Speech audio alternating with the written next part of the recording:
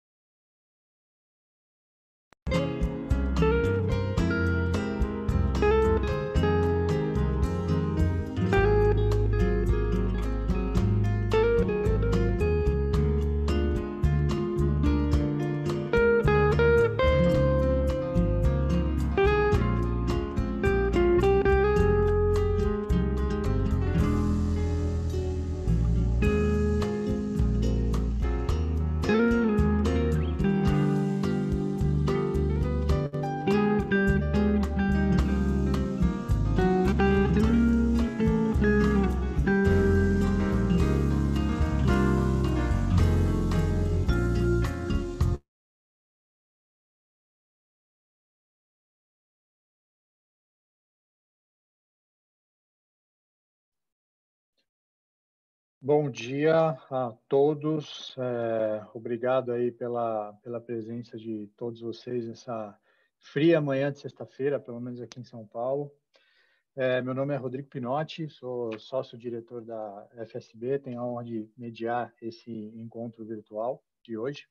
E o nosso objetivo hoje é discutir um tema para o qual ninguém tem uma resposta pronta ainda, né? Como fazer para voltar a algum nível de normalidade, considerando que a gente ainda vai conviver com a Covid-19 durante algum tempo, né? A gente estudou o tema e a gente chegou à conclusão que tem duas questões principais. A questão da saúde, como que evitar que as pessoas se contaminem e transmitam a doença, e também a questão dos hábitos, né? Que hábitos mudarão, o que vai ser consumido mais ou menos e como que as pessoas reagirão a cada tipo de negócio, né? Amarrando tudo isso, a gente tem a comunicação como ponto de fundo, que é vital nesse momento. Afinal, a gente precisa dizer para as pessoas o que a gente está fazendo para protegê-las e o que vai ser e mostrar a elas que a gente está entendendo o que elas querem nesse momento. Para discutir isso, a gente montou um time multidisciplinar. Aqui eu vou apresentá-los com o currículo resumido, que daria para passar todo o tempo do webinar só falando do currículo desses mestres aqui que a gente tem com a gente hoje. Nós temos o Alexandre Loures, sócio da FSB, Flávio Castro, também sócio da FSB, o Michel Coforado, antropólogo especializado em consumo e comportamento e sócio-diretor da consultoria Consumotec. Adélia Marçal, que é mestre em doenças infecciosas, especialista em dinâmicas de transmissão de doenças, que tem experiências nacionais, internacionais, passagens aí pela Anvisa, Ministério da Saúde. A Riso Miranda, diretora digital e inovação da FSB. E last but not least, também temos aqui o Marcos Trindade, nosso sócio da FSB e líder das nossas operações, a quem eu peço que faça uma abertura aí para a gente começar os nossos trabalhos de hoje. Por favor, Marcos, a palavra é sua. Obrigado, Rodrigo Pinotti. Bom dia a todos aí que estão participando conosco desse café virtual.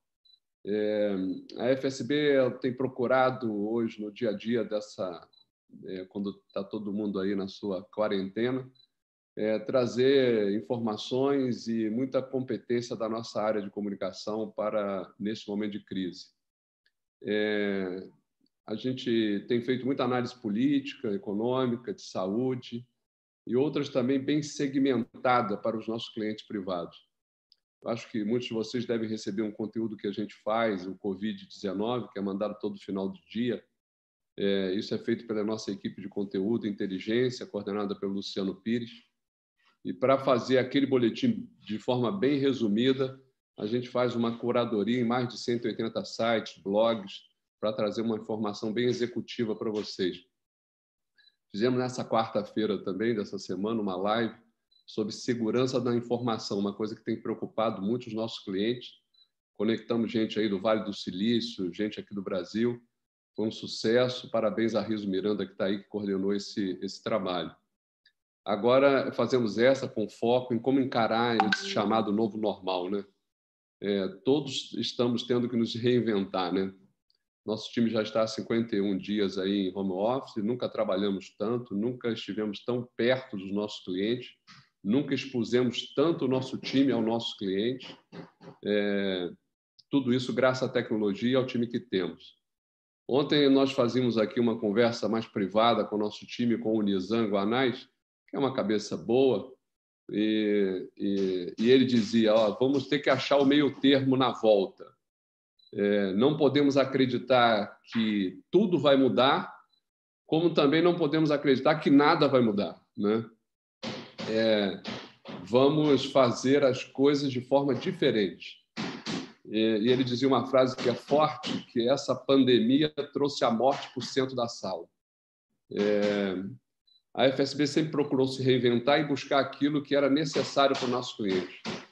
Minha esperança, e eu acho que todos vocês, é que essa pandemia que estamos vivendo,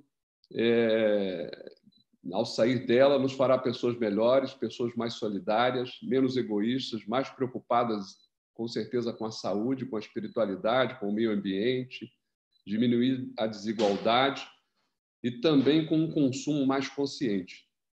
Creio que isto é uma introdução rápida para o tema e muito obrigado aí pela presença de todos vocês. Obrigado, Marcos. Bom, só repassando algumas regrinhas aqui do webinar, acho que todos já estão bastante acostumados, mas sempre é bom falar. Os microfones dos participantes estão mutados, então os palestrantes falam, né, apenas os palestrantes. Mas todo mundo pode participar, a gente tem a seção de chat aqui embaixo, então nessa seção as mensagens são vistas por todo mundo que está participando aqui do webinar hoje, e também temos a seção de Q&A, então se alguém quiser, a gente vai fazer todas as falas e no final a gente vai abrir para perguntas, e se alguém quiser fazer alguma pergunta, por favor, coloque aqui na seção de Q&A, embaixo do aplicativo do Zoom aqui, para que a gente possa recebê-las e fazer as perguntas para os palestrantes ao final. Tá? Peço então que o Alexandre Loures comece a sua fala aí. Loures, por favor, a palavra é sua. Obrigado, Pinotti. Bom dia a todos.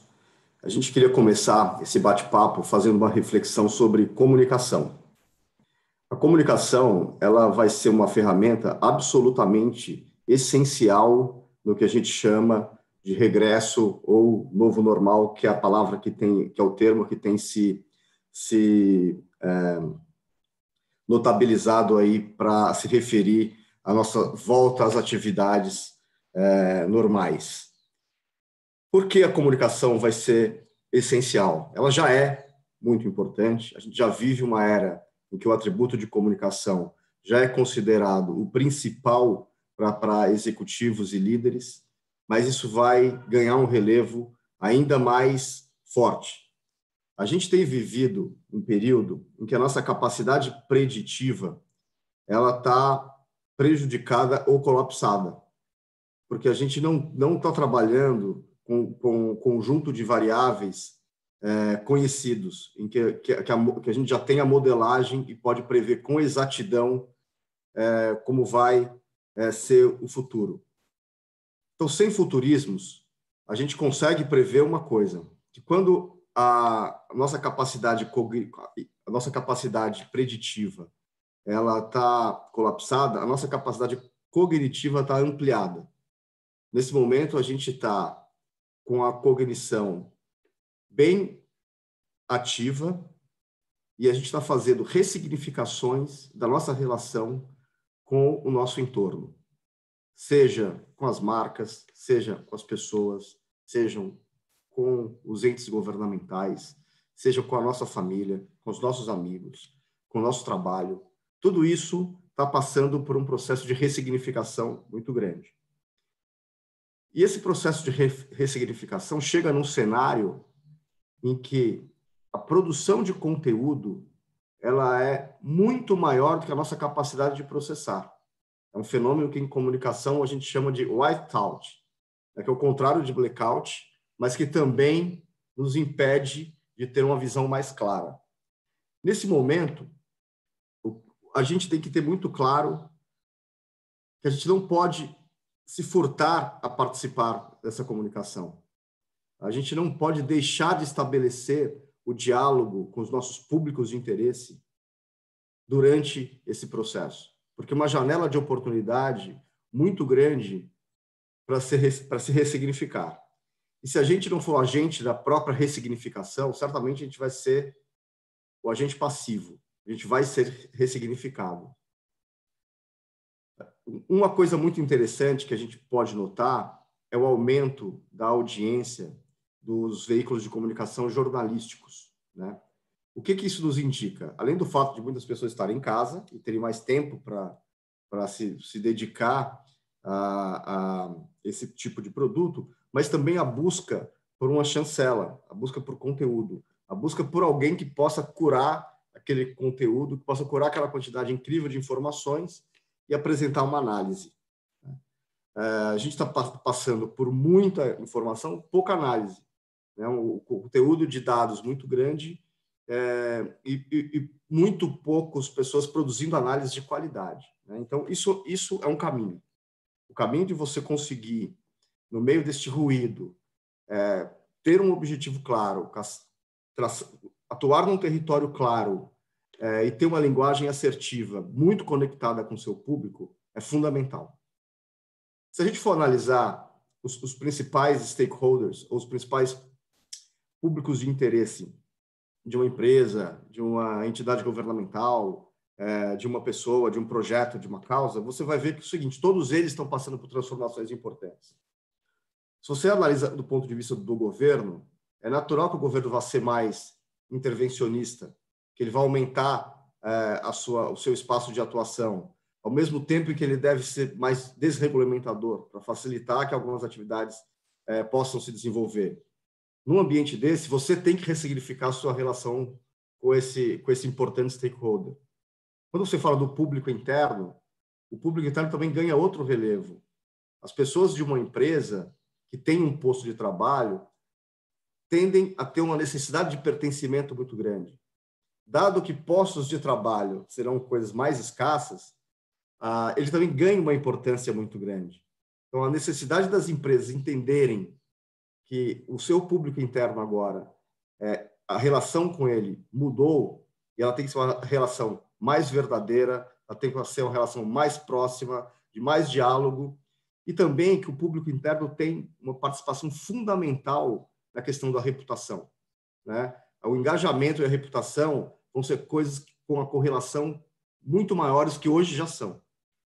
Se você vai analisar consumidores, é natural que eles, com menos dinheiro, mais desconfiados, a gente vai criar uma espécie de geração paranoia com essa isolamento. As pessoas vão ter que refazer o seu modo de ser. Nós, latinos, por exemplo, tem muito a cultura de estar juntos, de toque, etc. E a gente vai ter que ressignificar esse comportamento dentro do nosso cérebro, num curto espaço de tempo. Isso vai gerar uma certa paranoia.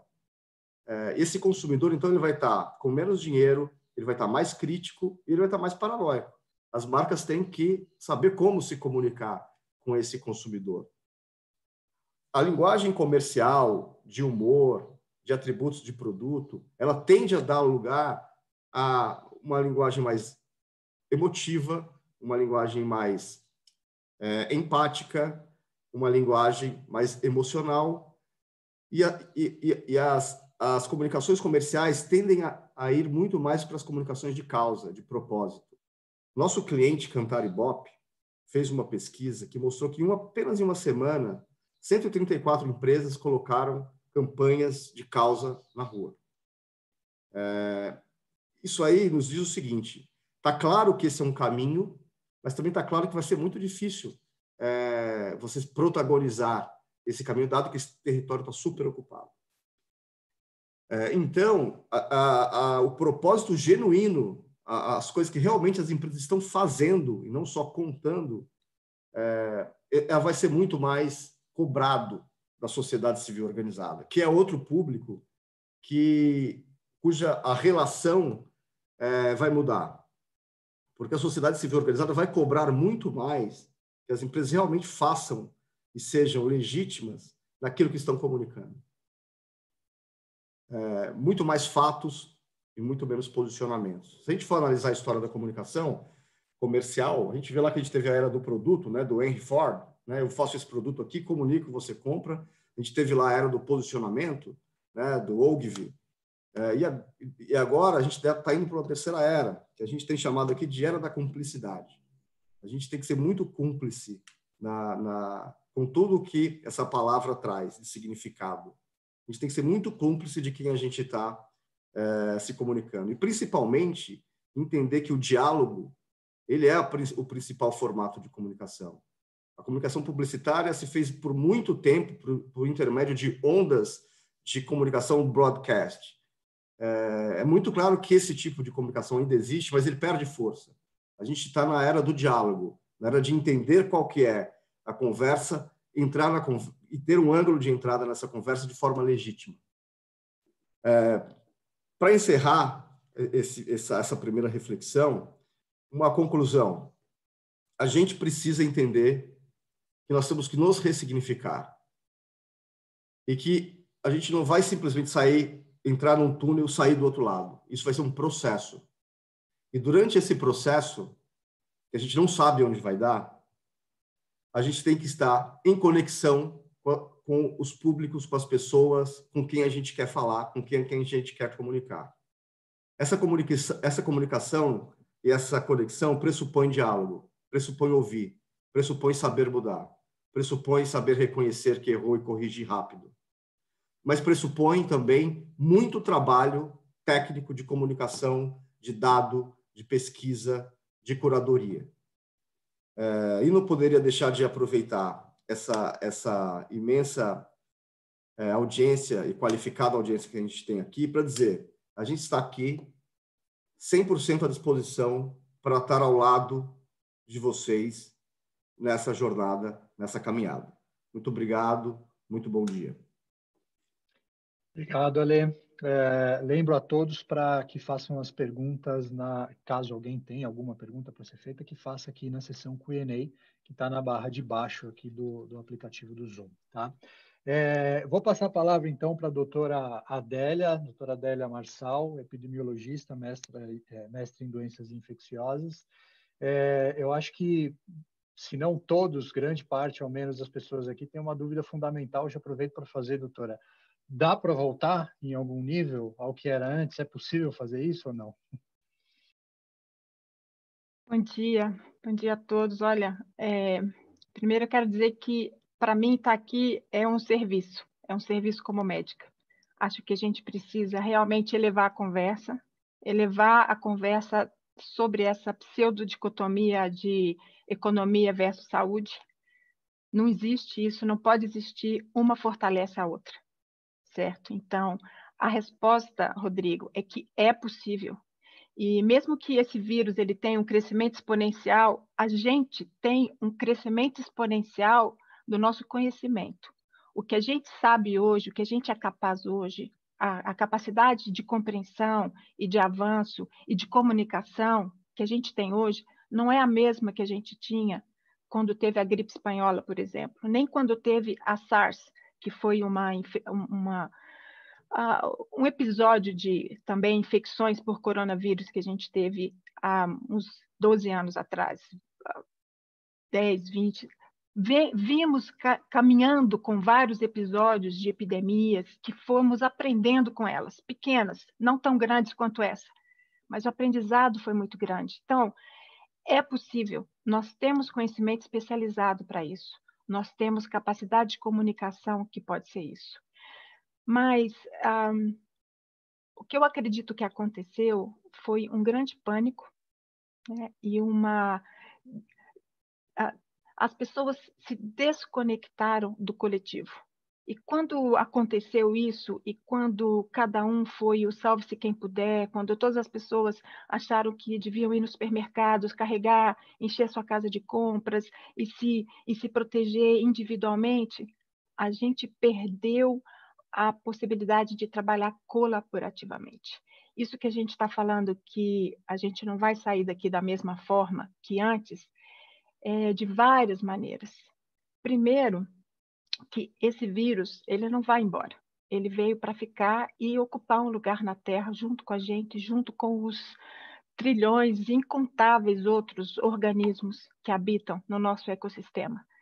E esse vírus ele se adaptou tão bem ao corpo humano que ele é capaz de entrar, se multiplicar e progredir a sua vida na Terra, a sua transmissão na Terra, às vezes sem fazer mal a ninguém.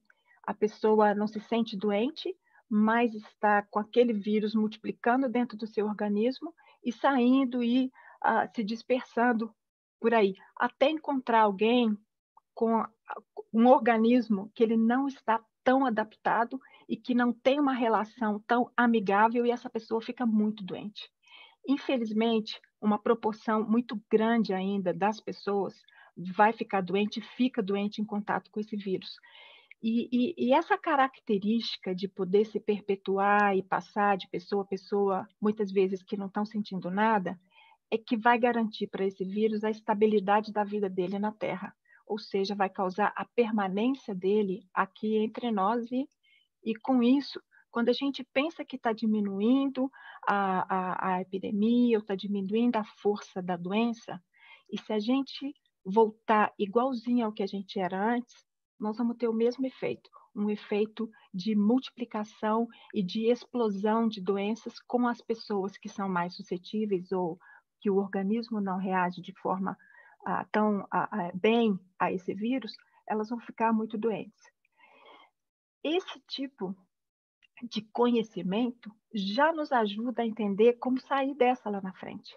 Esse conhecimento da forma de transmissão, de como lidar e o acúmulo de desenvolvimento de ciência que está acontecendo nesse momento, é como se a gente estivesse aprendendo em 5 meses o que a gente não aprendeu em 50, em todos os aspectos. A gente comparar que vai desenvolver vacinas hoje com como desenvolvia antes, está errado.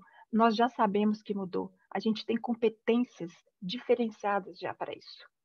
Então, a resposta a ser reforçada novamente é que nós podemos superar e ter um novo jeito de conviver e viver que permita manter a nossa saúde e manter a nossa economia, e um colaborando para o outro. Mas a gente vai precisar também de ter muito certo para nós que a forma da gente se comportar, de consumir a natureza também, vai ter que mudar, né? Por que a gente teve essa pandemia?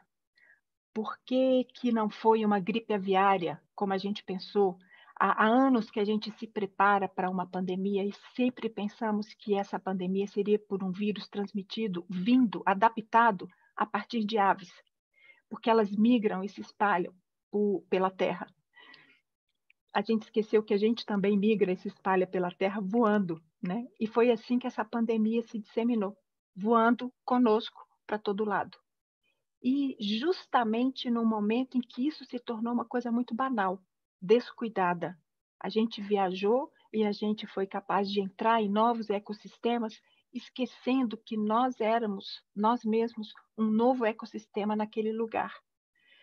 Ter esse pensamento de que nós não estamos sozinhos e de que a nossa interação, além de social, é uma interação biológica também, ter esse conhecimento nos ajuda a orientar para como a gente deve fazer. Eu tenho visto,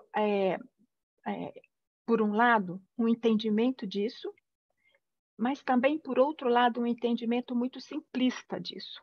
Talvez pensando assim, bom, se eu deixar tudo limpo aqui, se eu passar álcool aqui toda hora, de meia hora, se eu lavar a mão, se eu colocar uma máscara de pano em todo mundo, que isso está tudo resolvido.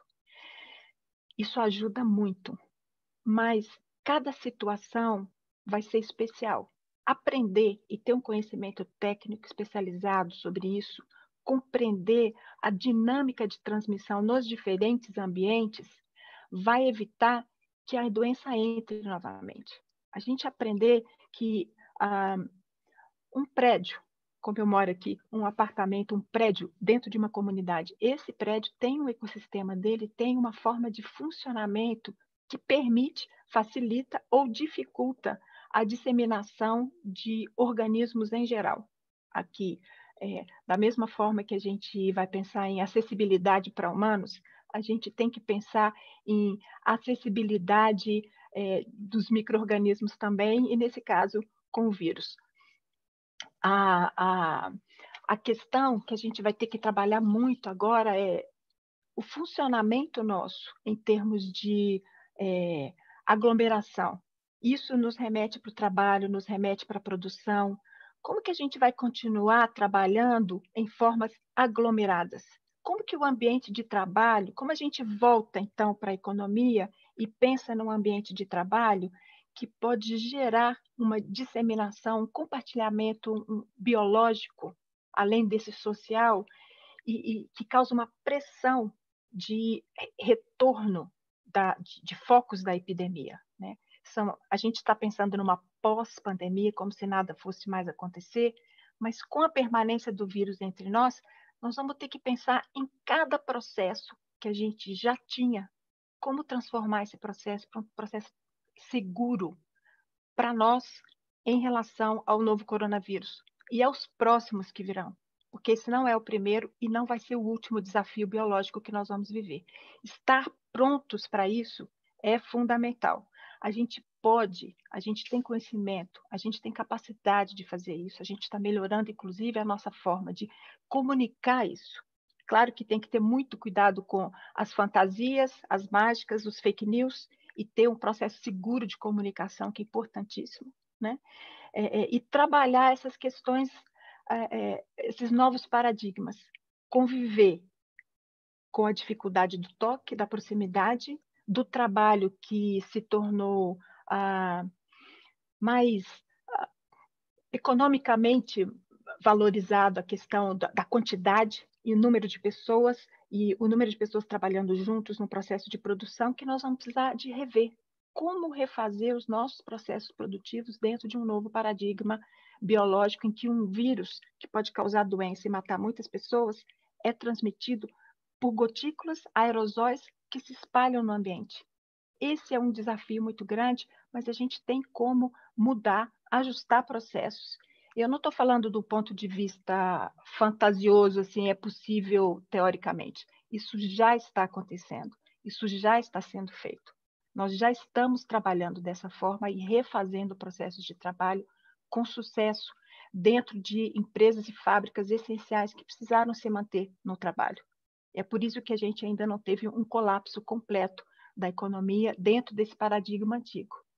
É possível mudar de paradigma. Eu gostaria de contribuir com isso, com conhecimento técnico da área da biologia, da microbiologia, da transmissão de doenças, da interação desses bichos com o nosso organismo, com todas essas pessoas que têm conhecimentos técnicos específicos maravilhosos e que vão nos ajudar juntos com colaboração do tipo eu te cuido, você me cuida, para a gente elevar a conversa e juntar de novo a saúde com a economia, o cuidado com a evolução, o progresso e a possibilidade de produção.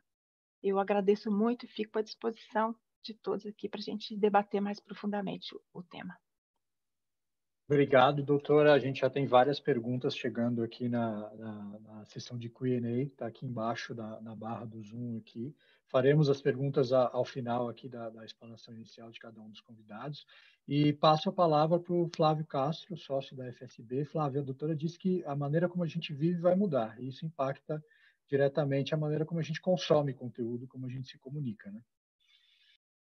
Isso aí, bom dia, Pinotti, bom dia a todos. Realmente, o grande desafio que a gente tem nesse momento é tentar entender qual é o real impacto, né, que essa crise, que essa pandemia vai ter sobre o comportamento das pessoas, né, do ponto de vista de saúde, do ponto de vista de trabalho e, do nosso caso, do ponto de vista de comunicação, né. Eu tenho falado algumas vezes sobre essa questão e eu sempre começo citando uma história, não sei se é uma lenda ou não, mas é uma história que se conta que no aniversário de 200 anos da Revolução Francesa, os franceses convidaram um líder chinês para participar das comemorações, né? E durante as comemorações lá perguntaram a ele o seguinte: agora, 200 anos depois, qual, na sua visão, é o grande impacto que a Revolução Francesa teve sobre a sociedade, né? E o chinês, do alto da sua cultura milenar, diz o seguinte: ainda é muito cedo para avaliarmos, né? Então, se 200 anos depois era difícil e cedo para a gente avaliar o impacto de um evento como a Revolução Francesa, eu acho que a gente também ainda é muito cedo para a gente ter uma noção concreta sobre o que vai acontecer. Mas a gente precisa se arriscar um pouco e eu pelo menos acho que estou me arriscando em boas companhias, né? Eu e meu sócio Alexandre Loures estamos super alinhados.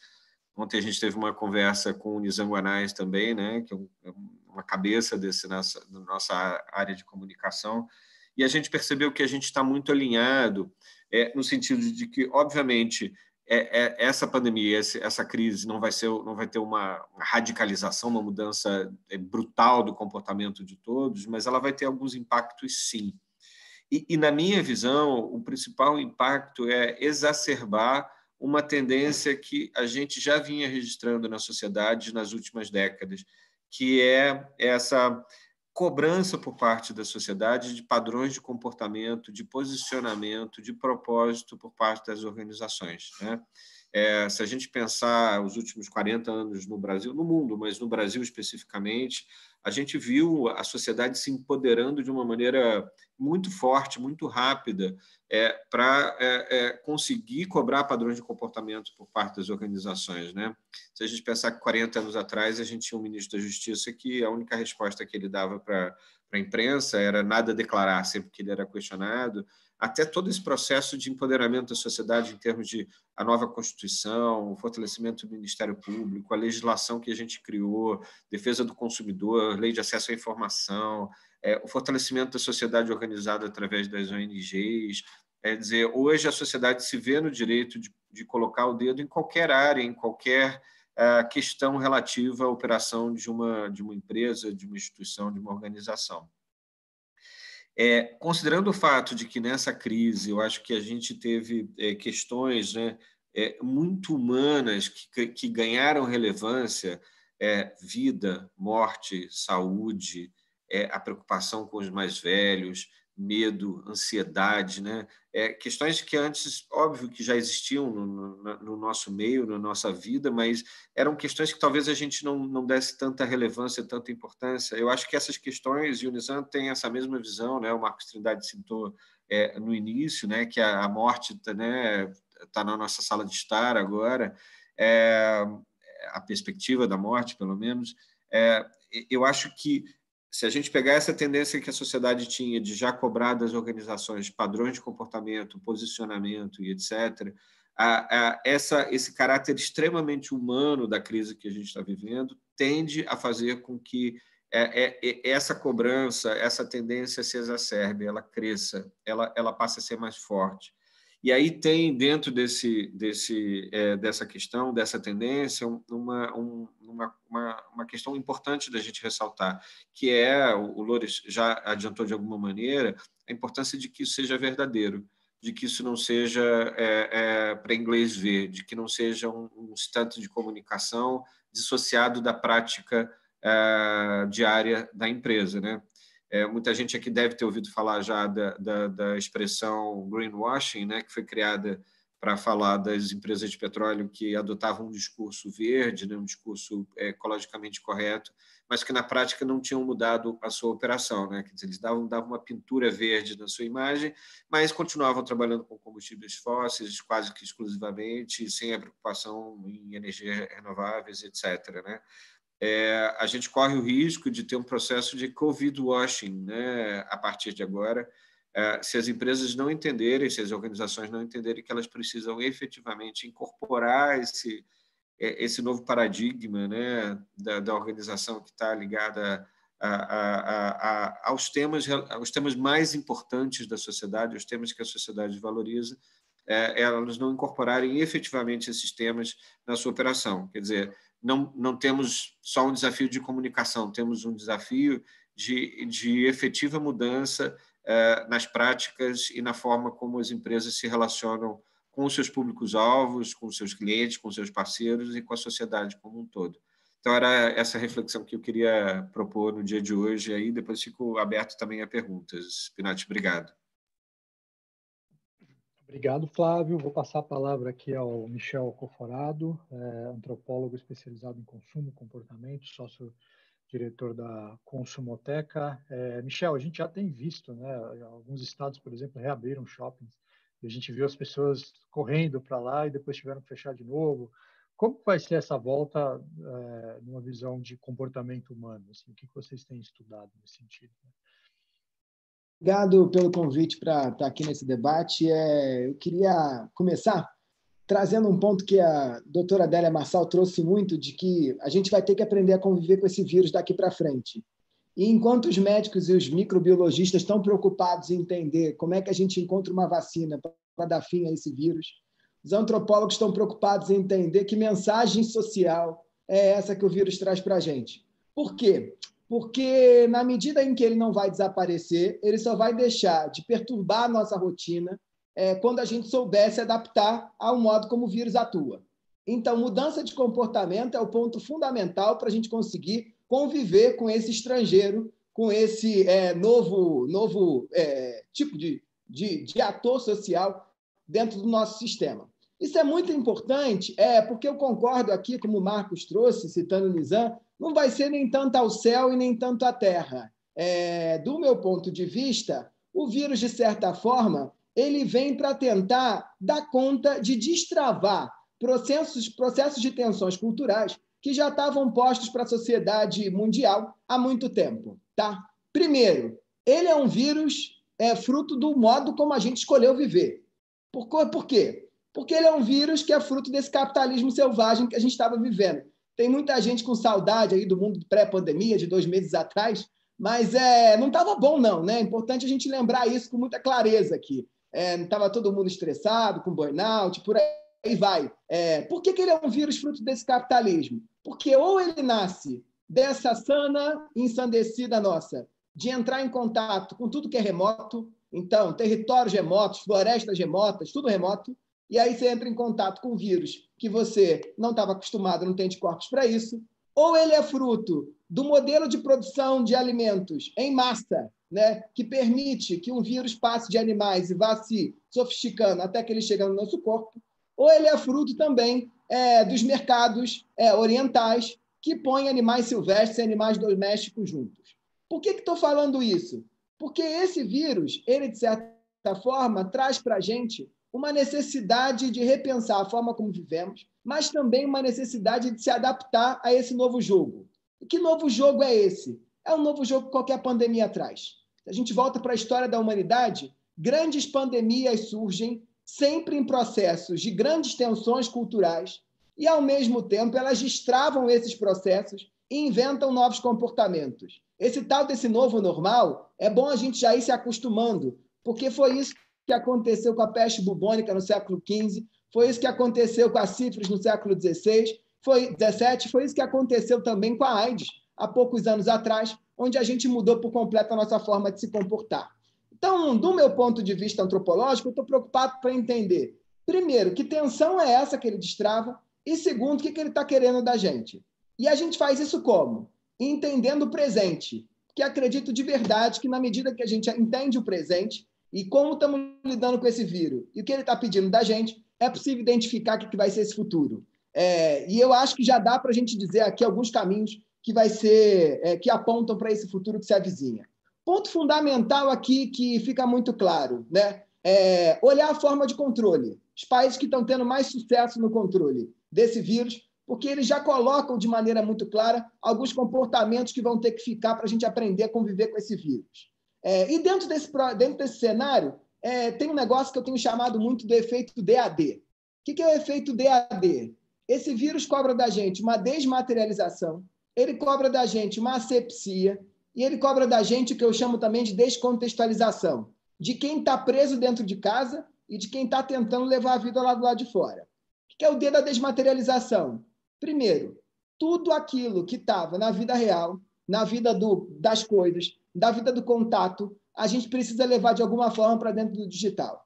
O grande desespero que nós aqui, que podemos trabalhar no home office, temos é entender se a internet, a banda que a gente contratou, vai ser capaz de suportar o peso da vida real, né? Porque não está dando. Se for 7 da noite, tem live de comida, de exercício, de yoga, de transporte, lá tem de tudo e não dá, né? Mas esse é o nosso desafio. Caramba, como é que eu levo tudo para dentro daqui? E todos os nossos clientes e todas as grandes empresas que estavam ali pensando, tem um canal digital, eu tenho um e-commerce, mas eu não olho muito para isso, eu tenho uma marca com presença digital, mas eu não estou muito preocupado com isso, porque o ponto de venda é mais importante para mim. Da noite para o dia, tiveram que entrar num ciclo desesperado de tentar desmaterializar suas marcas e seus canais de contato, né? Com seus consumidores. Isso é importante para caramba, porque tudo aquilo que era conversa de coxia vira da noite para o dia meta fundamental no plano estratégico das empresas para sobreviverem. E aí é engraçado porque o Corona trabalha numa lógica que é o que eu chamo da doutrina do choque, citando a Naomi Klein. Ele não dá escolha. Mude ou morra, né? Mude ou morra eu e vocês, porque ou aceitamos as suas regras ou morreremos, e mude ou morra também para as empresas. Ou elas aceitam o jogo da desmaterialização ou morrerão, né? Um outro ponto importante é o da asepsia, e aí já vou terminando. O da asepsia não é só uma preocupação com limpeza, que óbvio que está posto isso, qualquer pandemia as pessoas ficam meio noiadas com limpeza. Na China mostra muito claro isso, mas a gente está falando muito claramente aqui da ideia de que todo contato precisa ter um mediador seguro para a relação. O que é isso? A gente abre mão do contato e a gente começa a valorizar a conexão. Então, o que é um mediador seguro na relação? Eu acho que esse é um ponto importante. É a máscara? É o álcool em gel? É aqui o Zoom possibilitando que a gente se encontre sem estar presente no face-to-face? O que é esse mediador na segurança, na percepção de segurança que eu tenho com o meu consumidor e com o meu cliente? E o terceiro ponto é a descontextualização. A internet já era isso, só que a gente não queria aceitar. Ela já era now, here e everywhere, né? Ela já era o fluxo. Ela já era aquele que está presente 24 horas. Ela já era você tem que estar lá falando sem parar. E a vida que a gente está vivendo agora é uma vida de fluxo. Não tem mais presente, passado e futuro. É só ontem, hoje e amanhã. E eu tenho certeza que para vocês, sábado, domingo, quarta-feira, quinta-feira, sexta-feira, viraram a mesma coisa. porque a gente abriu mão dos contextos de ação, a gente abriu mão, tem gente com saudade do escritório, né? Porque está com saudade do contexto de ação do trabalho, do contexto de ação da academia, do contexto de ação do lazer, porque o único contexto que você tem é a sua casa, onde você tem que dar conta de conflitos familiares, relações de trabalho, gostos que um gosta, redefinição dos espaços. A gente teve que levar tudo para dentro de um lugar só. E era isso que a Amazon estava querendo já há muito tempo, que o Google estava querendo há muito tempo, que o Facebook estava querendo há muito tempo, e agora é o que o Corona quer da gente. Então, de maneira geral, eu acho que todo mundo daqui para frente vai ter que se desmaterializar de algum jeito, dar conta de novos mediadores seguros de relação e também entender que a vida virou fluxo. A gente não pode parar e vamos ter que ser levado pela corrente. Muito obrigado, Michel. Uma fala também bastante provocativa, esclarecedora, como a gente imaginava já. O trabalho de vocês aí é excelente. E eu vou passar aqui para Riso Miranda, nossa diretora de Digital e Inovação, a missão de tirar uma conclusão de tudo isso que foi falado até agora. Desculpa, Riso, te coloquei numa gelada. Eu já sabia dessa gelada porque eu conheço todo mundo que está aqui, a gente está convivendo, os mais recentes, o Michel e a doutora. É uma situação difícil, né? Porque falar depois de vocês, do Loures, do Marcos e dos dois é muito difícil, mas eu tentei juntar alguns pontos e eu estou muito feliz porque essa é uma conversa que ela tem muita coerência, né? Se a gente for olhar para a fala de todo mundo, isso está batendo muito, inclusive, com o que internamente nós na FSB estamos pensando, né? E não é à toa que a gente está aqui compartilhando isso com pessoas próximas a gente ou interessadas nessa conversa com a gente, né? Então, assim, ressignificar ou ser ressignificado, como a Lê falou, né? Isso conversa completamente com desmaterialização, que o Michel acabou de falar, né? E com a adaptação que a doutora falou, com a visão que a gente precisa ter com um certo distanciamento que o Flávio falou. Então, assim, essa linha de coerência está mostrando para a gente que, apesar de, como a doutora falou, a gente, e o próprio Michel falou, a gente vai ter as questões de gênero que estão colocadas, a gente está com a questão da proteção que estão colocadas, ninguém vai mais discutir isso. O que a gente vai discutir é como é que nós vamos querer lidar com a situação, porque cada caso, sim, apesar da desmaterialização, vai levar, sim, para uma busca de um modelo de solução para o seu negócio, porque o shopping é um negócio, a área de energia é outro, a indústria é outro negócio, o e-commerce ganhou uma outra dimensão, né? Então, a gente está em casa, mas a gente está vivendo um momento de muitas perguntas, é evidente, mas as respostas no macro elas estão apontadas e foram colocadas aqui, né?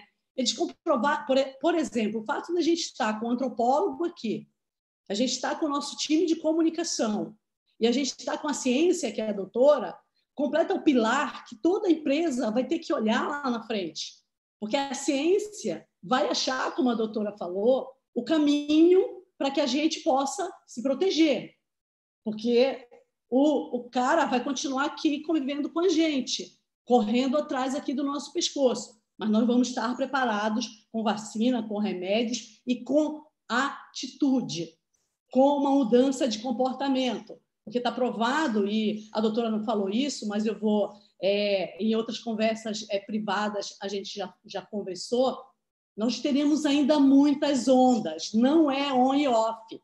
E a cada onda, a ressignificação, ela vai nos exigir mais ainda desmaterialização, né? E a comunicação, nesse tripé, ela se torna fundamental. É um pouco o que a gente falava na tecnologia, no webinar de tecnologia na quarta. Não adianta os sistemas estarem perfeitos. A gente, se você recebe um e-mail, clica e infecta a organização toda com phishing.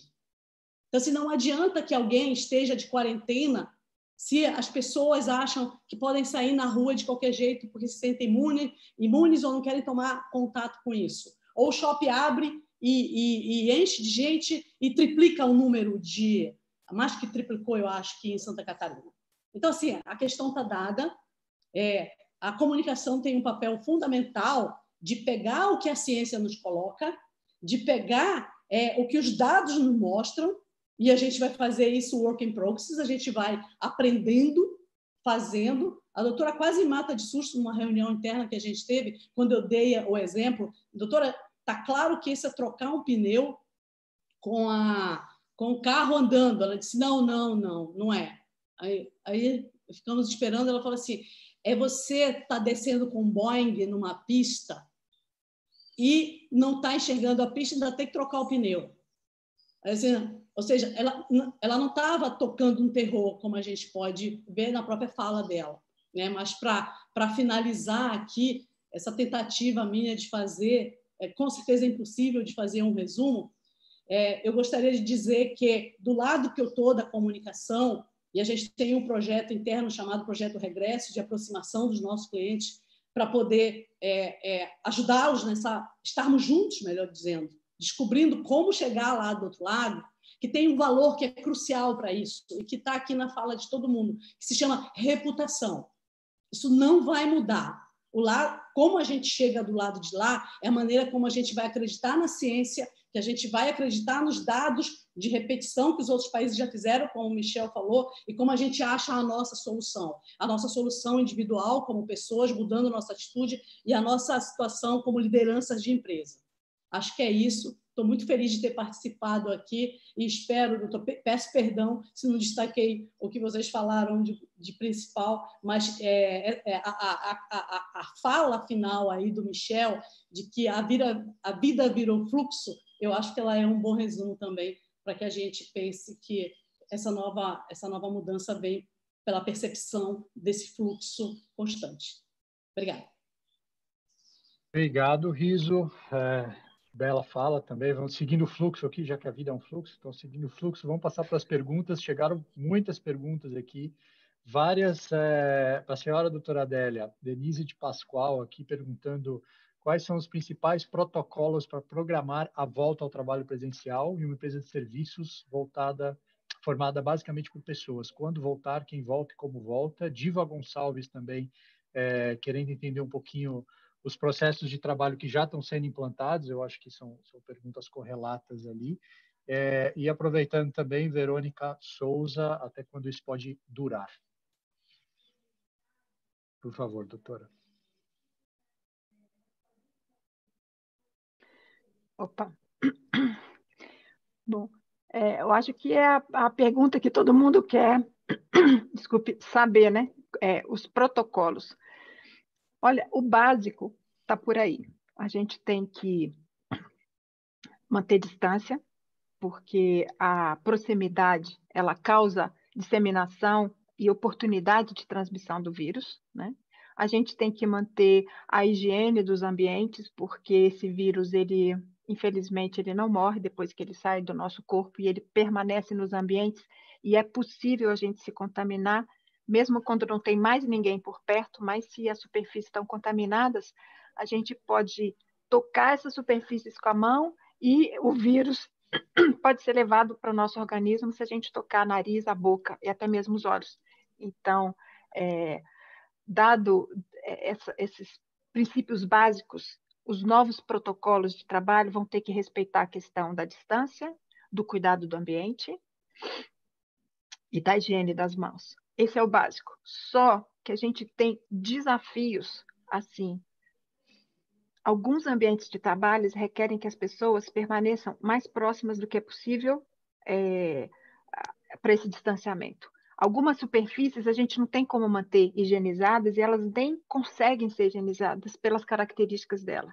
Equipamentos sofisticados, balanças de precisão, máquinas, pessoas que precisam conversar durante o trabalho.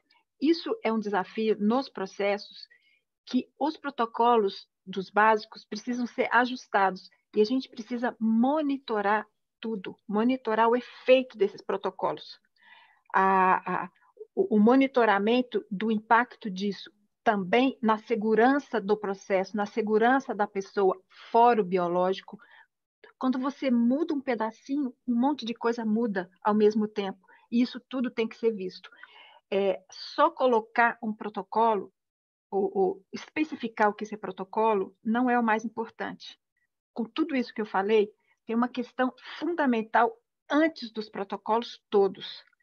Os protocolos eles têm que servir para responder uma pergunta: como tornar este processo seguro em termos de transmissão das gotículas e no ar? Então, os equipamentos de proteção, a colocação, o uso. E aí a gente tem um problema que é a maioria das pessoas não sabe ainda nem como usar essa máscara que a gente vê todo mundo usando por aí. Isso se torna um risco. Às vezes, o protocolo, se a gente não sabe o como fazer aquilo, ele se torna um risco. As pessoas aumentaram o tanto que elas tocam o rosto para ajustar essas máscaras. Isso aumenta o risco de transmissão ao invés de diminuir. A compreensão de que a máscara é uma proteção do coletivo e não individual. Eu coloco a máscara, eu sou o super-homem, estou protegido. Que está errado. É para reduzir a quantidade de vírus que pode estar disseminado no ambiente. Então, olha a complexidade disso, para a gente pensar só em protocolos, que eles precisam ser implantados, mas ajustados e pensados para os processos específicos. Por isso que não dá para a gente dispensar o conhecimento técnico, o olhar de um especialista em transmissão, um olhar de um especialista em segurança do trabalho, o olhar do especialista daquela produção, todos conversando juntos para tornar o processo melhor. E não só a implantação de um protocolo único para todos, porque não vai funcionar assim. A gente precisa ter um olhar multidisciplinar para isso. E, por fim, o da educação. Porque a pessoa, para mudar, a mudança de comportamento, ela vem do coração. Ela vem da compreensão do objetivo daquilo e de que a mobilização para que esse comportamento seja hoje do eu cuido do outro e o outro cuida de mim. O comportamento individual não vai ajudar nesses protocolos. Mas existem protocolos básicos que podem ser ajustados e tem muito conhecimento. A gente está vindo de um processo de mudanças e de ajustes dentro de empresas em que a participação multidisciplinar mostrou que foi possível reconstruir fluxos de trabalho em lugares que mais de 100 pessoas estão trabalhando, às vezes 50, 120, e transformar isso num processo seguro. Obrigado, doutora. Michel, tem muitas perguntas chegando aqui sobre o DAD. Eu vou juntar duas delas aqui. A Letícia Volpone disse que você explorou bem essa relação entre empresas e marcas, mas como fica a necessidade humana de convívio social? É possível desmaterializar essa relação humana e isso ser só digital? Não acaba havendo uma desconexão humana muito grande nesse processo que acaba afetando muito a relação de consumo de produtos e serviços? E aí também o Lival Salles pede para que você dê alguns exemplos desse modelo de DAD e como é que isso vem acontecendo nas empresas. Tá bom.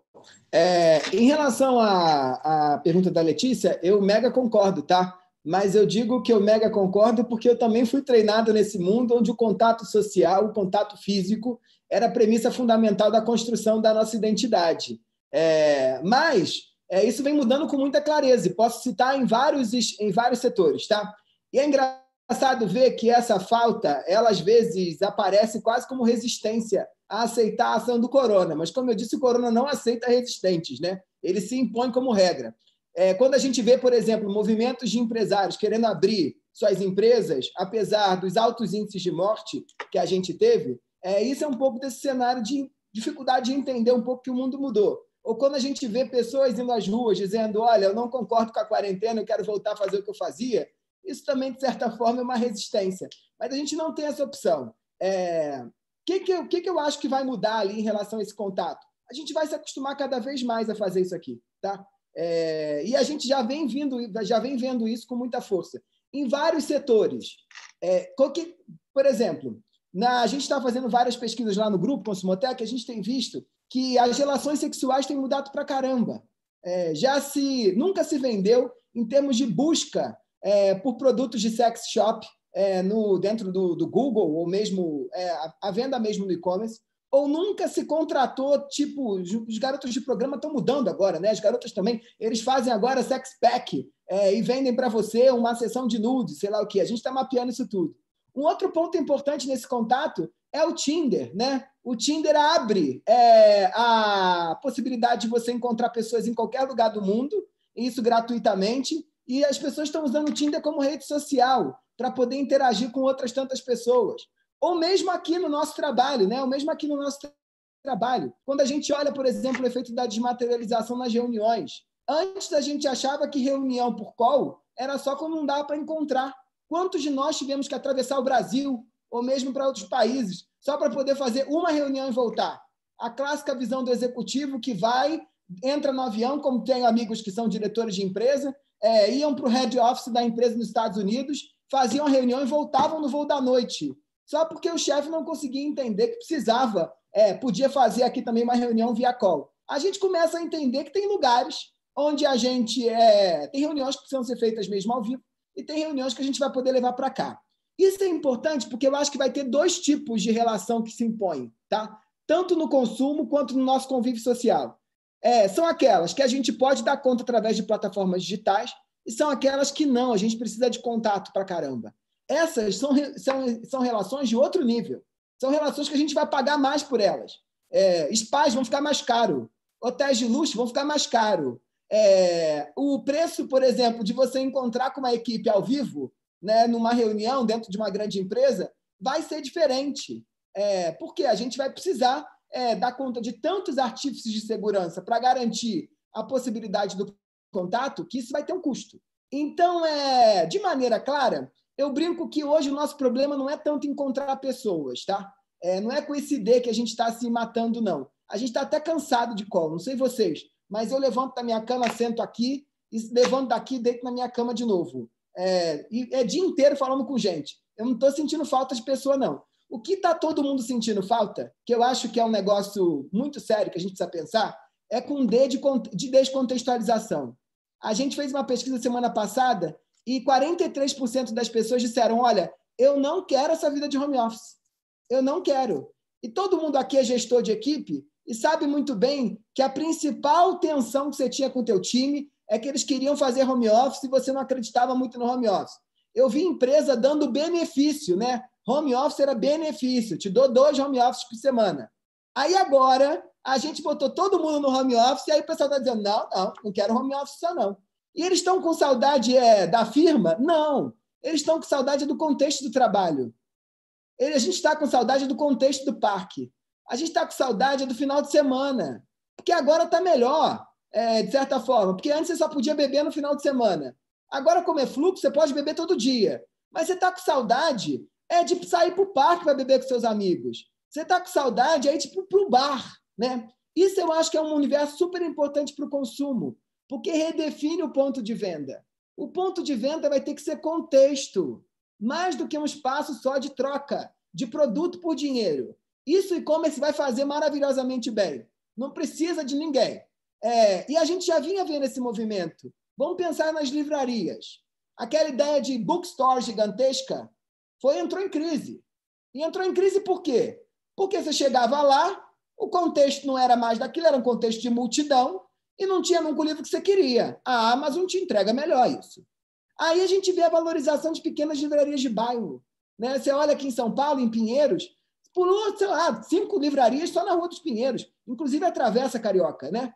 E são livrarias pequenas, né? Onde você conhece o cara, se ele conhece o livro que você gosta, você vai lá só para se sentir numa grande livraria.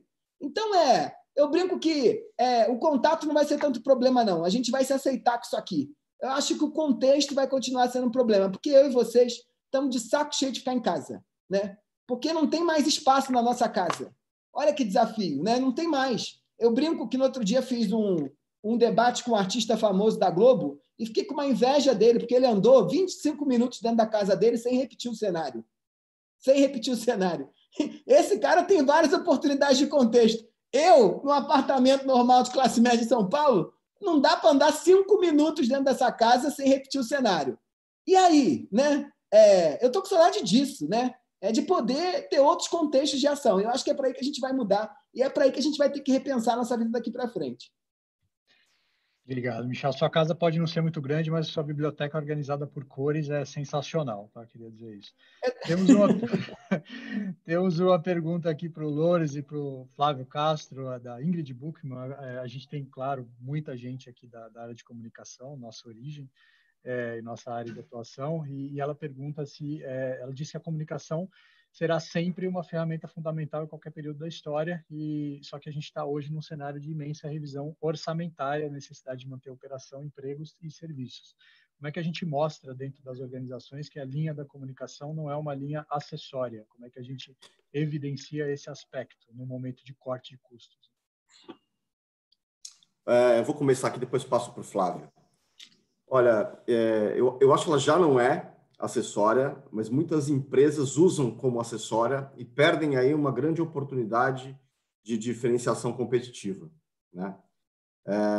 Eu acho que tem que ter as agências, elas têm que ter uma pegada mais consultiva, elas têm que entender mais do negócio dos clientes e tem que mostrar muito mais claramente para os clientes, por intermédio de indicadores, quais são as diferenças que fazem no negócio, né? Isso aí é fundamental, porque o tomador de decisão, ele geralmente é um cara muito frio, né? E que ele está olhando todas as áreas da empresa.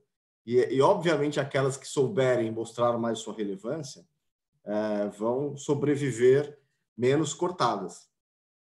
Eu acho que a comunicação já é relevante, mas ela fica mais relevante, porque ela é uma ferramenta que vai permear essa revisão de contratos que cada empresa tem com todos os seus stakeholders. Ele vai ter que rever seu contrato com o governo, vai ter que rever seu contrato com o investidor, vai ter que rever seu contrato com o público interno, rever seu contrato com a sociedade civil organizada, rever seu contrato com o consumidor. Ele não consegue fazer isso a não ser por intermédio de uma boa comunicação. Agora, tem um papel muito grande da área de comunicação, dos profissionais de comunicação, para demonstrar essa importância. Então, eu acho que a gente vai ter ameaças, sim, porque o mercado vai diminuir, o dinheiro em circulação vai diminuir, e vai haver uma necessidade de corte ou algumas empresas que, de fato, sequer existirão. Por outro lado, as que se mantiverem atentas, as que surgirem, vão precisar muito mais de comunicação. Isso vai ser absolutamente essencial. Nesse processo de ressignificação, ele não existe sem comunicação. Mais do que nunca, quem não se comunicar, o Michel estava falando, ou muda ou morre, eu acho que ou se comunica ou morre também, né? Porque para mudar, ele vai ter que se comunicar. E se ele não entender isso, ele vai cortar a comunicação e depois ele vai ser cortado. Eu queria chamar a atenção, Pinotti, para dois pilares em relação a essa questão da comunicação. Eu acho que, tentando olhar para trás, olhar para a reação das empresas no meio dessa crise, claramente a gente consegue ver quais empresas souberam se posicionar, souberam investir em comunicação e, na minha visão, tiveram ganhos de imagem brutais. Não só porque fizeram doações bilionárias, como o caso do Itaú, com todo o mérito dessa doação, mas porque souberam perceber a delicadeza dessa situação, esse lado humano dessa situação, souberam se posicionar e souberam se comunicar. Não só fizeram, como também se comunicaram. Em contrapartida, aquelas que focaram talvez no lado muito do negócio utilitário e que não souberam se posicionar e que tiveram aí críticas muito fortes e que provavelmente vão ter impactos diretos no seu negócio. Então, para mim está claro que a gente já consegue fazer uma avaliação que houve marcas que souberam usar a comunicação, souberam se posicionar e usar a comunicação, e houve marcas que não souberam fazer e estão sofrendo em relação a essa dificuldade de entendimento do impacto da sociedade. E além dessa visão do Michel, que o Loures mencionou, né, do mundo morre, eu acho que alguns setores vão ter necessidades muito prementes de comunicação nesse momento, né? A gente vinha conversando, por exemplo, sobre as empresas aéreas, né? Como fazer para convencer as pessoas de que voar será seguro a partir de agora? O Patrick Sabatier, nosso cliente, me fez uma pergunta aqui, né, no WhatsApp em relação a como convencer as pessoas a voltarem para o escritório de alguma maneira. Existe, né, como o Michel mencionou, esse cansaço do home office, né, em que as pessoas estão ansiando por voltar a ter contato físico, presencial e tal, mas, ao mesmo tempo, vai haver acho que um desafio grande para as organizações, né? A doutora descreveu aí vários desafios que elas vão ter em relação à questão de saúde, de proteção da saúde das pessoas, em que a comunicação, eu acho que vai ter um papel fundamental no sentido de ajudar a levar as mensagens para os seus públicos de interesse, sejam clientes, seja o público interno, né, de funcionários e tal, a convencê-los a mostrar que aquela organização está agindo de forma responsável, né? A gente faz muito, né? Loures, treinamento e muito processo de gestão de crise.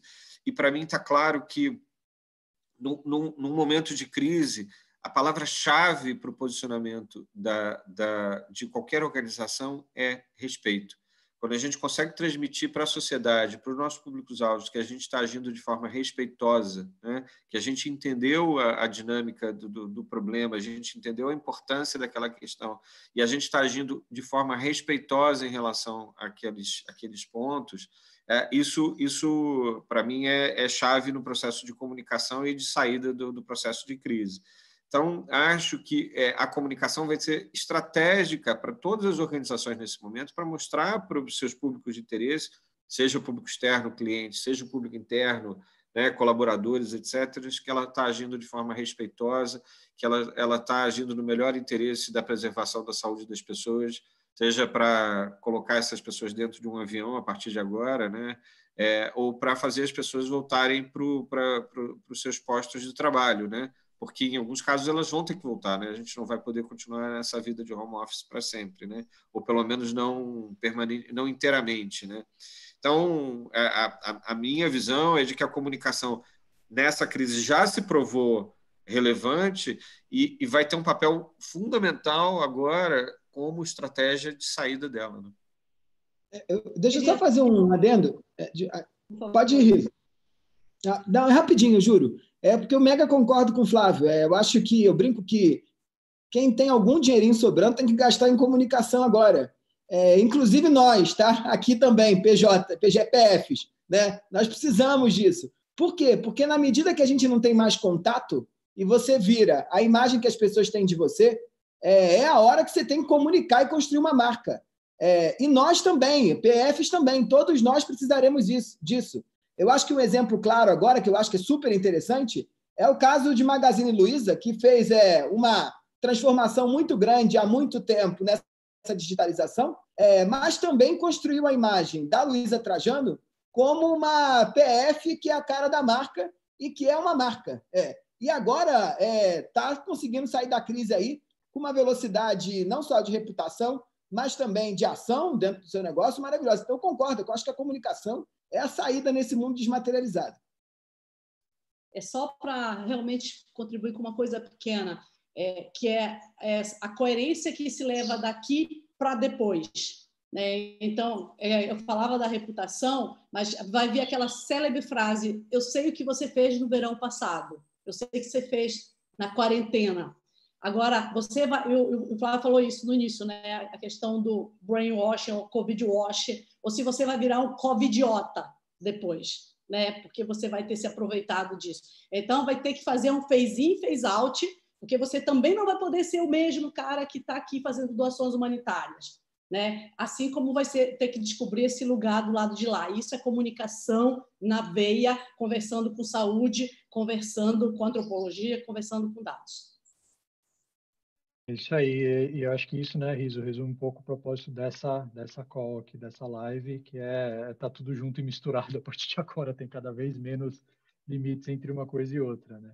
Doutora Adélia, tem duas perguntas aqui, especificamente sobre a pandemia, a pandemia, né, no caso. A Márcia Morim pergunta por que a senhora mesmo, doutora Adélia, mencionou que sempre convivemos com vários tipos de vírus, alguns até mais severos do que o corona. Por que dessa vez está sendo diferente? Por que agora está sendo forçado um afastamento social como uma das soluções de contingência? E o Patrick Sabatier pergunta na mesma linha, né? A gente tem uma diferença enorme no tratamento da SARS, das epidemias anteriores de SARS e dessa pandemia de Covid-19. Por que, se o SARS foi extremamente letal no passado e contagioso? Por que dessa diferença?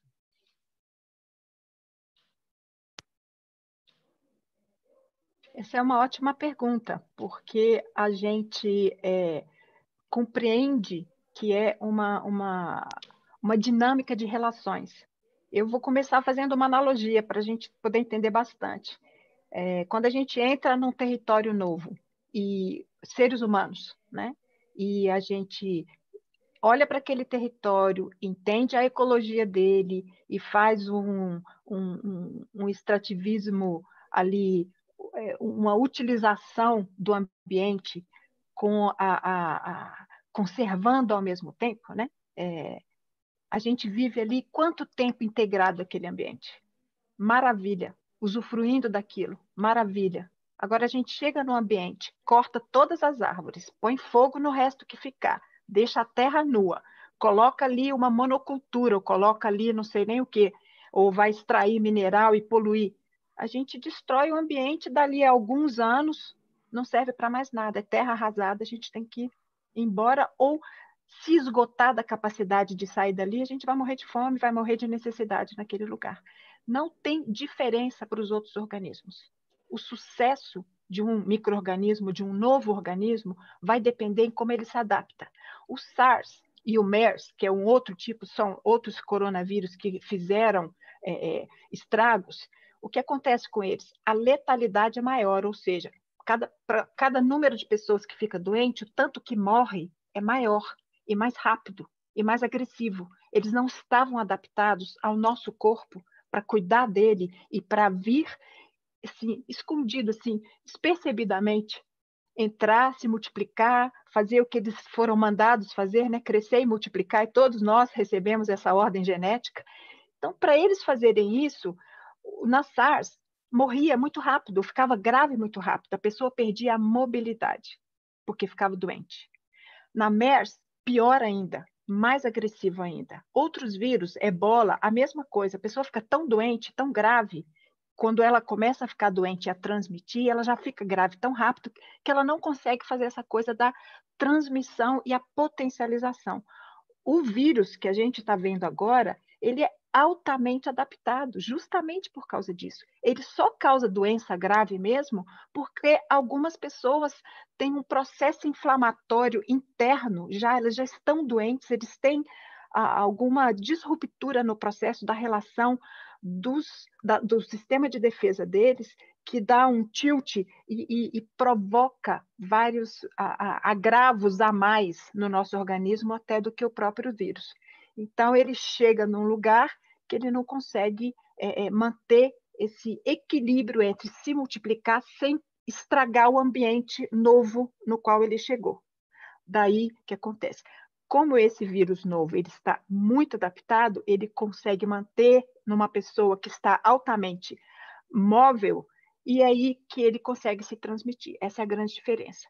E esse tanto de gente que fica doente, pela quantidade que é contaminada e que vai ficar grave, vamos dizer que é 1%, é o que a gente está chegando à conclusão. Se pudesse saber exatamente quantas pessoas ficaram doentes, para um número de doentes, o tanto que ficou grave e morreu, isso seria 1%.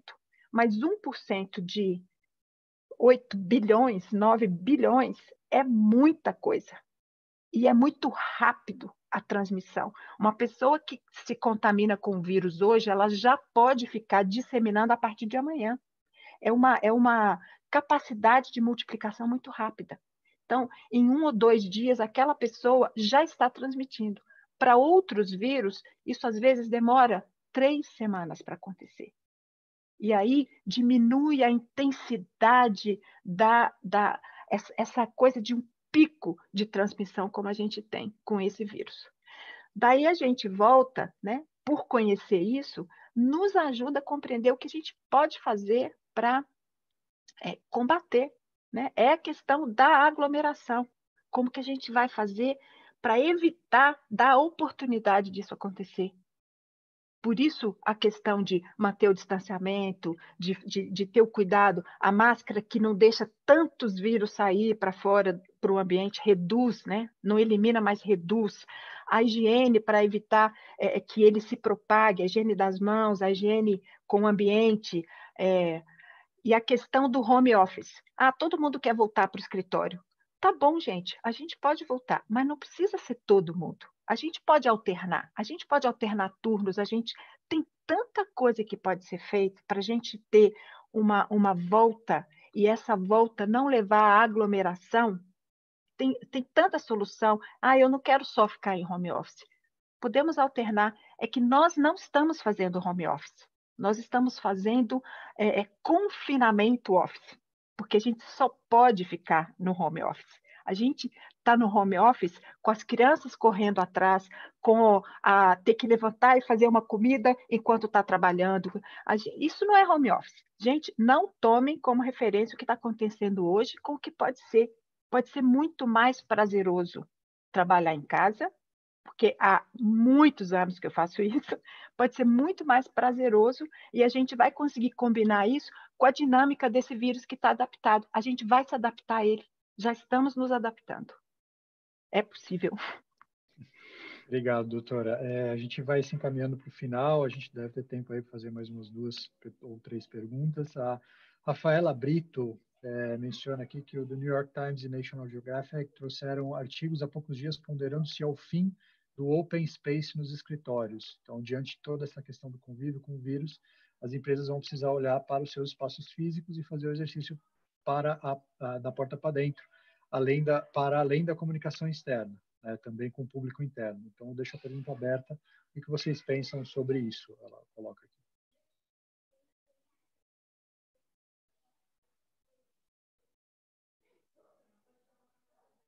Michel.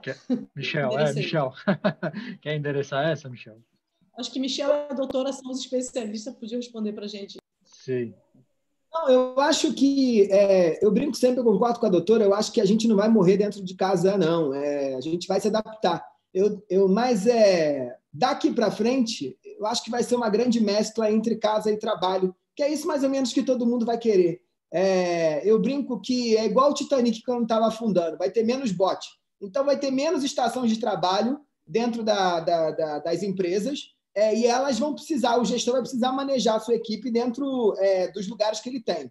Isso é engraçado pra caramba, porque eu tenho falado muito disso, que essa cadeira que as empresas estão mandando para dentro da casa dos trabalhadores, dos colaboradores, ela certamente não vai voltar. E ela não vai voltar porque todo mundo aqui tem acesso ao balanço da firma e sabe o custo do metro quadrado para você ter um escritório, que custa um apartamento. E esse escritório, né, ele não é só um lugar para o cara trabalhar, mas ele era quase o latifúndio do colaborador, né? Ele tinha a mesa dele, onde ele botava a foto do marido, a foto do filho, o nome dele, uma planta, uma seca-pimenteira, colocava quase a cara dele dentro daquele espaço. Eu acho que isso tem de acabar, porque dentro desse cenário a gente vai ver ali muito forte uma ideia de que não faz sentido mesmo eu ter a minha mesa no meu trabalho, né? Eu posso ter só uma mesa, porque se ela vai ser higienizada e se vai ser tudo limpado antes de eu ter que sentar nele,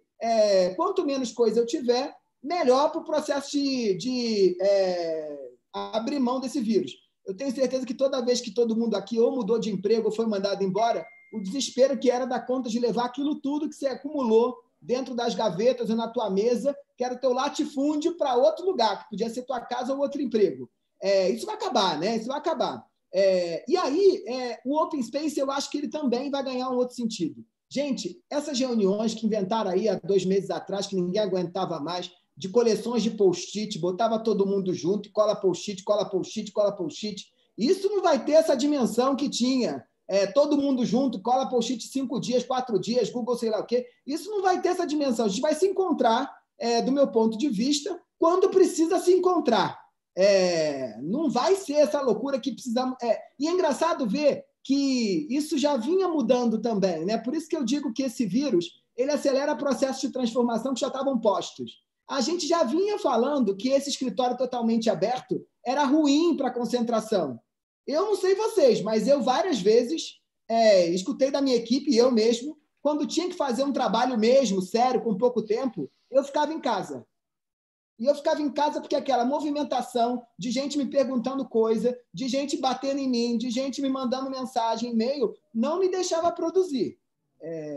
Então, aquilo não estava bom também, né? A gente já estava questionando o Open Space. Já estava todo mundo com saudade do escritório dos anos 80, sabe? Onde você tinha lá 3 ou 4 pessoas fechadas na sua sala. Já estava com saudades desse negócio. E a gente já estava vendo que esse modelo que o Vale do Silício vendeu para a gente, meu Deus, eu tenho pinball, tenho geladeira, tenho cerveja, tenho rede, tenho puff no meio do escritório, já não funcionava. Já não funcionava porque as relações de trabalho estavam tão esgarçadas que na hora que você ia jogar pinball, o teu chefe falava, mas está jogando pinball agora? A gente já não estava sabendo lidar com isso. Então, de maneira clara, eu concordo que o Open Space vai diminuir, a gente vai se encontrar quando precisar encontrar mesmo, uma reunião de brainstorm que precisa do encontro vai gerar resultado mesmo, e a gente cada vez mais vai ter escritórios que são funcionais e menos mini latifúndios de pessoas.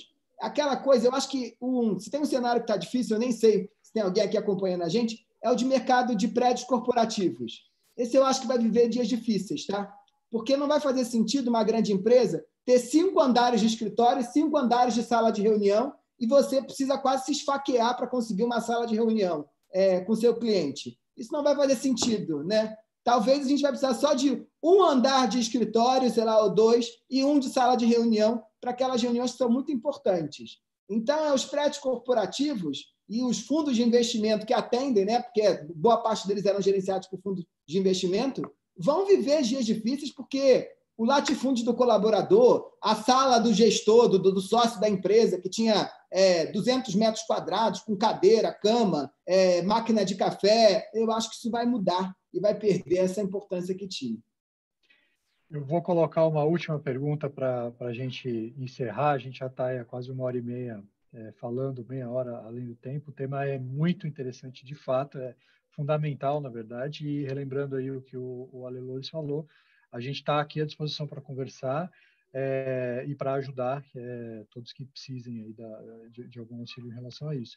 A gente tem muitas perguntas, elas serão respondidas por e-mail depois, a gente tem todas elas aqui, as que a gente não conseguiu tratar aqui no tempo. E, por último, a última aqui, Alexandre Alfredo manda, e gostaria que falasse um pouco mais de reputação. De um lado, nós temos algumas empresas que abraçaram de vez a causa, outras estão surfando a onda e postando conteúdo falando bem delas mesmas.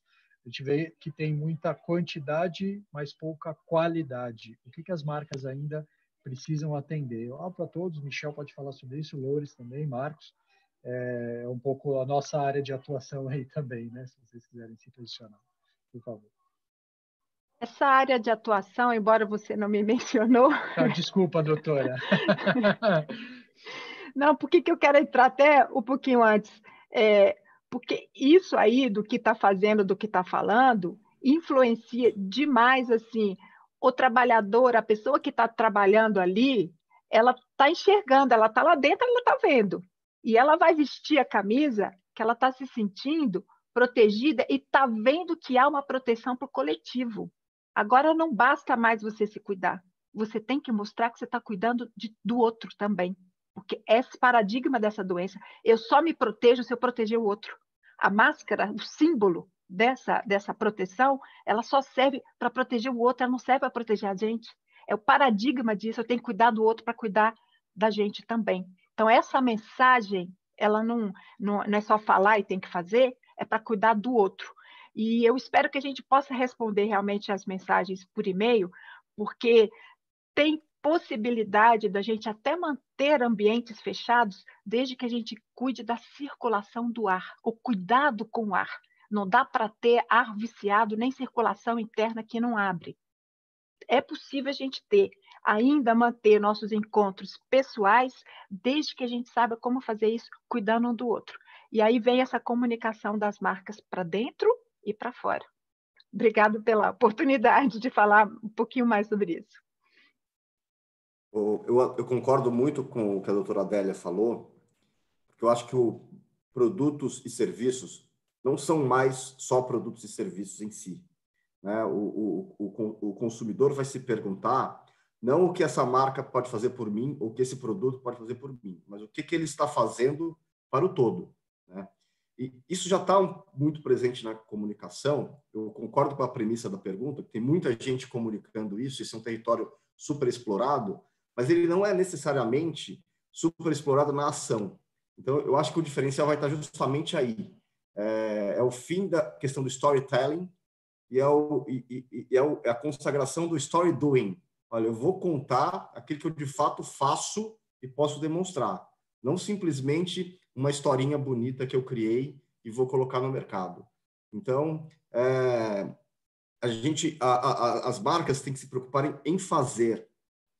Tem muitas empresas hoje que estão fazendo muito pela sua cadeia de valor, né? Entenderam que elas não serão tão grandes se os outros elos da sua cadeia deixarem de existir. O que a gente tem visto agora de empresa que está querendo socorrer o varejo, está querendo apoiar a agricultura, que está dando suporte para o transporte, que está dando suporte para a cadeia de matéria-prima.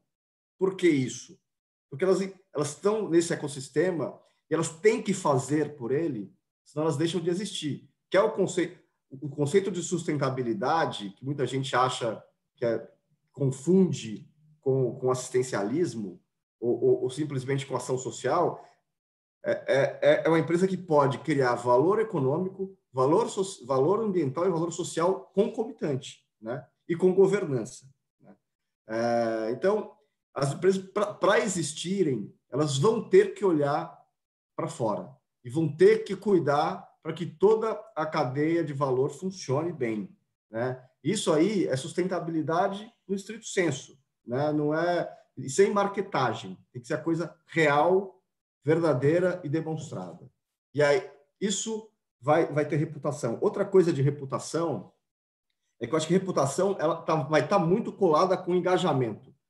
As pessoas que estão dentro de uma empresa, elas são as pessoas mais legítimas para falar, para representarem, para ser a voz da empresa.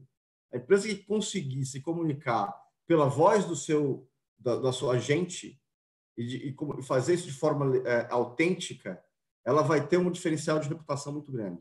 Ela vai ver pessoas ali engajadas com aqueles valores, que gostam daquela empresa, que se beneficiam daquele ambiente e que estão fazendo um trabalho e levando para a sociedade. E mantendo o diálogo constante, né? Vai ser um trabalho muito difícil e muitas empresas certamente vão tropeçar aí no tapete das etiquetas da reputação.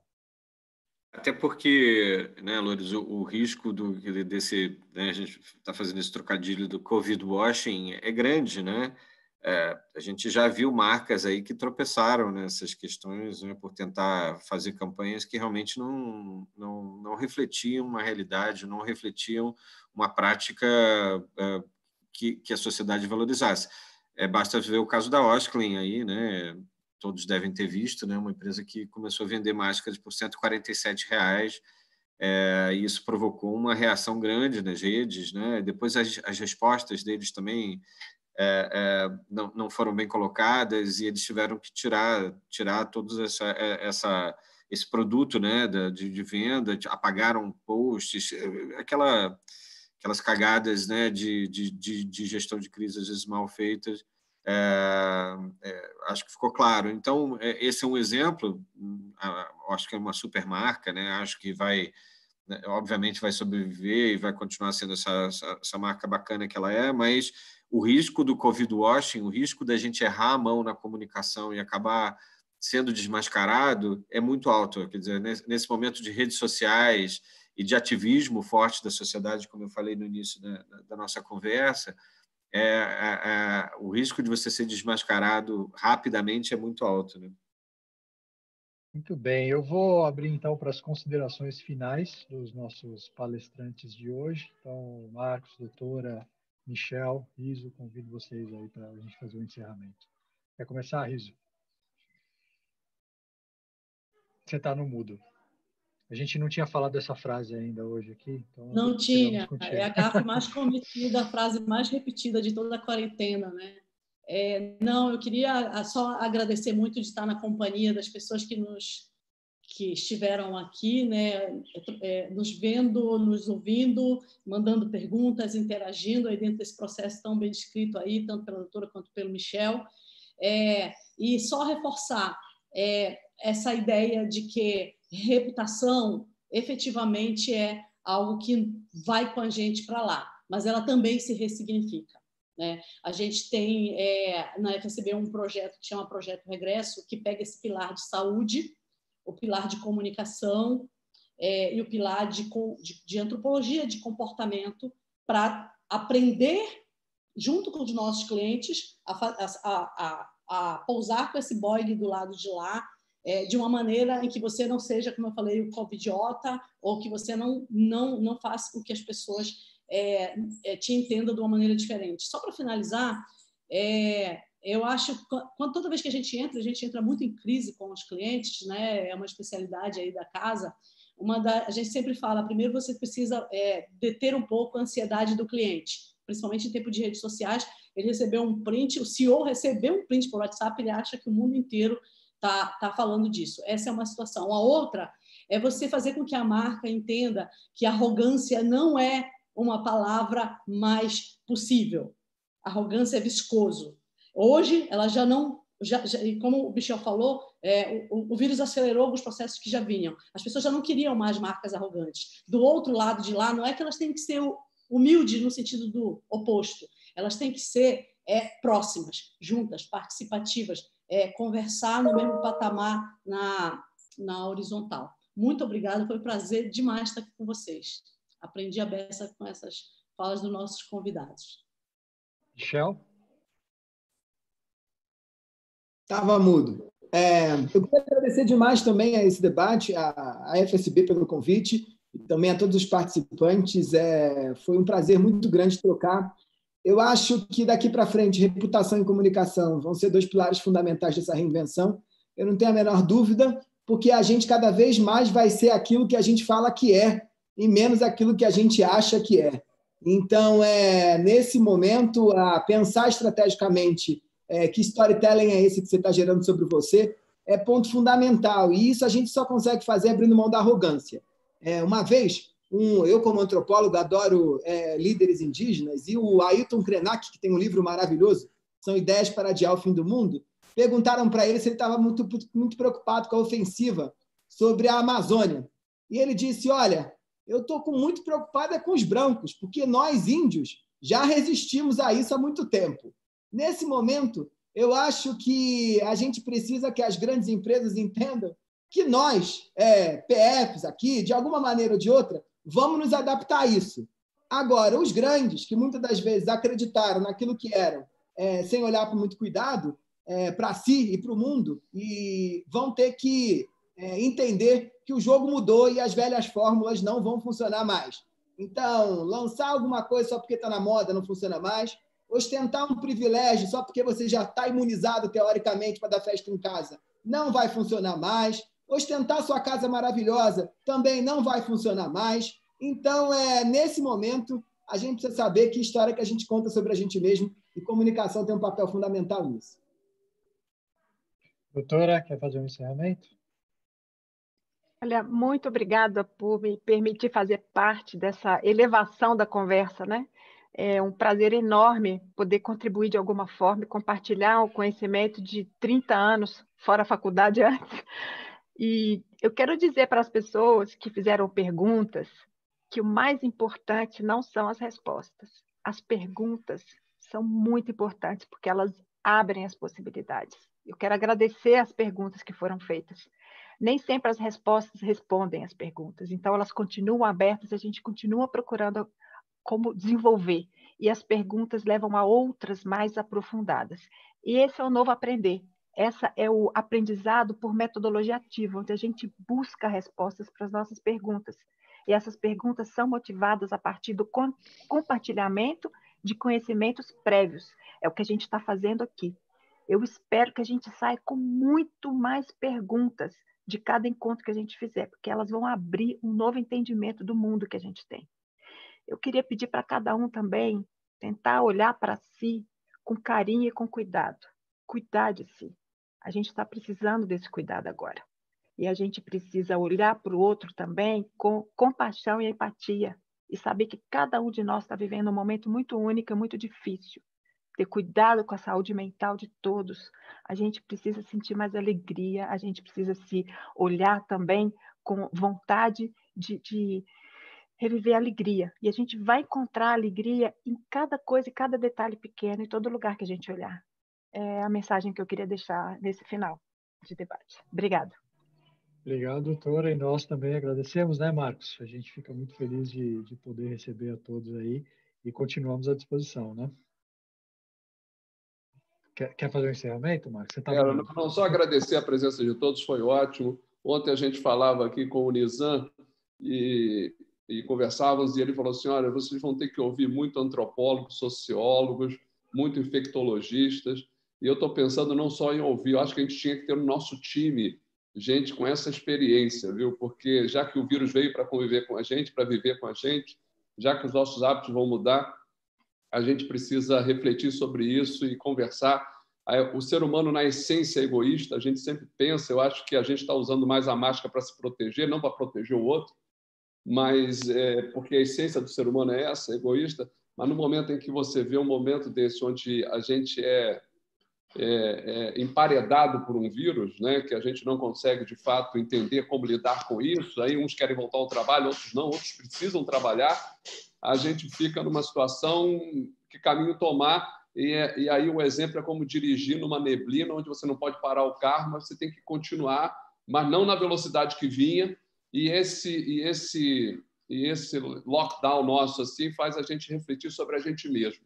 Qual o papel que a gente quer ter nesse mundo? Qual o papel que a gente quer ter na vida das pessoas? Qual o papel que a gente quer ter